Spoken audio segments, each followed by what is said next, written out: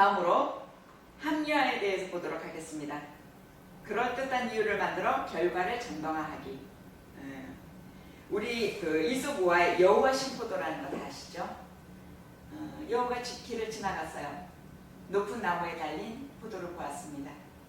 올라갈 수 없죠, 여호는. 그러니까 그 포도를 보면서 혼자 뭐라고 중얼거립니까? 아, 저 신포도, 저 포도는 쉬어서 내가 먹을 수 없어. 아직 익지 않았어.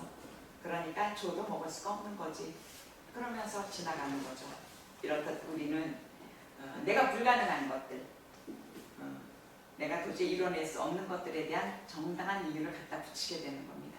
이것이 합리화라 하겠습니다. 그 다음에 이지화를 보겠습니다. 감당할 수 없는 자신의 경험을 학문적으로 분석하기. 그 사랑에 빠졌던 남녀가 있었어요. 그런데 실연을 당했습니다. 그때 이제 굉장히 그 괴로운 감정을 이길 수가 없겠죠. 그때 이제 실연당한 쪽에서 그러는 거죠. 그래, 감정이란 신경 전달 물질일 뿐이야.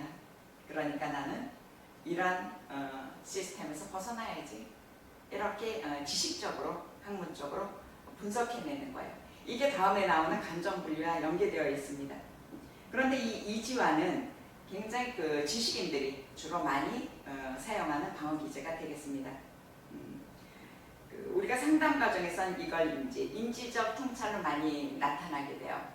상담 과정을 쭉 우리가 진행하다 보면 아까 말한 그 감정 분리와 연계해서 보면요, 감정 그 분리는 뭐라 그랬습니까? 자신의 경험에서 감정과 생각을 분리시키기.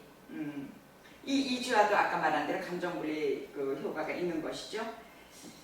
이것도 이제 그 상담을 하다 보면 어린 시절에 그 성폭행 당한 그 내담자를 제가 상담한 적이 있었습니다. 그런데 너무나 고통스럽고 너무나 안쓰러운 얘기를 하면서 너무나 감정 없이 얘기하는 거예요. 왜 그럴까? 어떻게 저럴 수가 있을까? 아주 그 자기는 감정에서 초월했다는 듯이. 여러분 그거 아십니까? 우울증이 건강한 사람이 빠지게 되는 게 우울증입니다. 우울증 자체가 병리 현상이잖아요. 그런데 우리는 그렇게 얘기를 합니다. 왜 그럴까? 사이코패스는 우울해하지 않죠. 사이코패스의 특징이 뭘까요? 여러분들 사이코패스 그러죠. 그 특징이 눈물이 없어요, 잔인해요, 여러 가지를 얘기하죠. 그런데 그 본질적인 특징이 있습니다. 공감하지 못함입니다. 공감을 못해요. 그래서 잔인하게 타인을 해칠 수 있고, 잔인하게 우리가 지나가다 아이들도 보면요, 개미 밟게 돼요. 저희 아이 같은 경우 유치원 다닐 때 그 아파트 현관에 개미, 왕개미가 줄 서서 지나가는 걸 안 밟으려고 깡충 뛰다가 계단이 2개밖에 없었지만 넘어졌어요. 네, 다쳤어요. 그게 보통 일반적인 건강한 아이들의 모습이에요. 그런데 때로는 그거를 짧게 밟아버리는 애들이 있어요. 물론 여기서 말한 사이코패스는 유전인자는 없습니다. 유전성은 아니에요. 그런데 좀 위험한, 같은 형제라도 기질이 다르죠. 우리가 여기서 기질은 타고나는 것이고 태생적이고 성격은 환경적으로 조성되는 부분이 많다라고 얘기를 합니다. 그랬을 때 그러한 기질의 아이들은 좀 지켜보고 케어를 집중해서 해줘야 될 필요가 있어요. 그래서 우리가 우울증에 걸린다는 것은 감정이 살아있다는 얘기예요. 굉장히 역설적이고 반어법으로 들릴 수 있겠지만 실제가 그렇습니다. 감정을 느끼기 때문에, 감정이 있기 때문에 우울해하고, 우울감에서 물론 우울증하고는 또 좀 다르지만 그러한 현상이 나타나는 거거든요. 그래서 우리는 기대를 가지고 접근하는 것이죠. 치유될 수 있기 때문에. 그러나 사이코패스는 치유된 경험이 거의 없죠. 그래서 지금도 연구 대상이라고 심리학에서는 얘기하고 있습니다. 이렇듯이 이제 그 정상적인데 굉장히 감정을 초월했다는 듯이 아주 무덤덤하게 성장 과정의 고통과 아픔을 얘기하는 거죠. 왜 그럴까? 너무나 고통스럽기 때문에 거기서 감정 분리가 일어나는 거예요.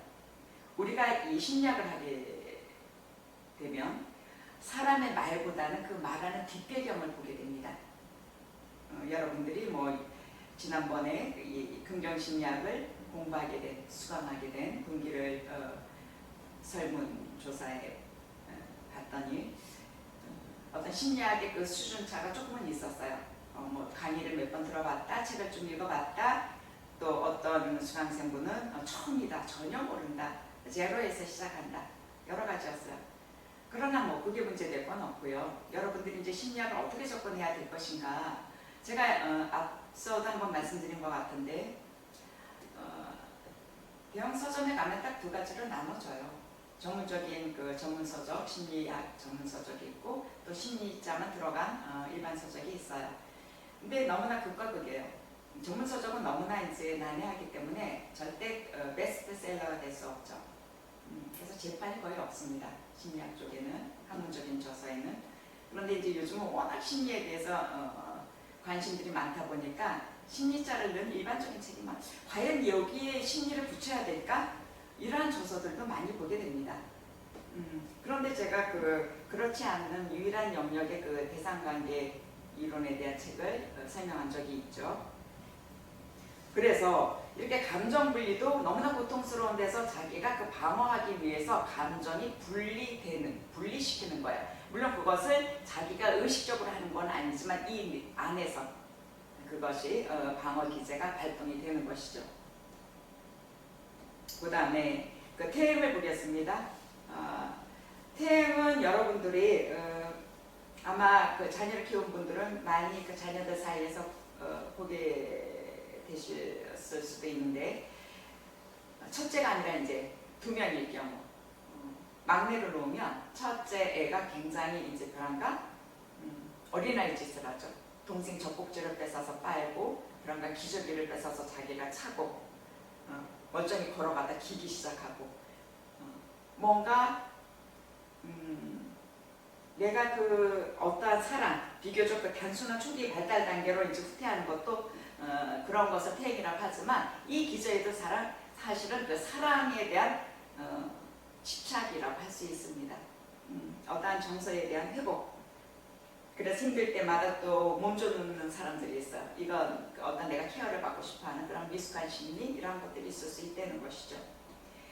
방어 기제를 이렇게 우리가 그 병리적으로 또 역기능적으로 비정적으로만 볼 수는 없어요. 왜냐하면 이러한 자아가 힘을 키울 수 있는 시간을 벌어준다는 점에서는 굉장히 자궁적이라고 얘기할 수 있습니다. 방어 기제가 없다면 오히려 굉장히 혼란스러운 시기, 혼란스러운 정서를 우리가 경험하게 되기 때문에 그렇습니다.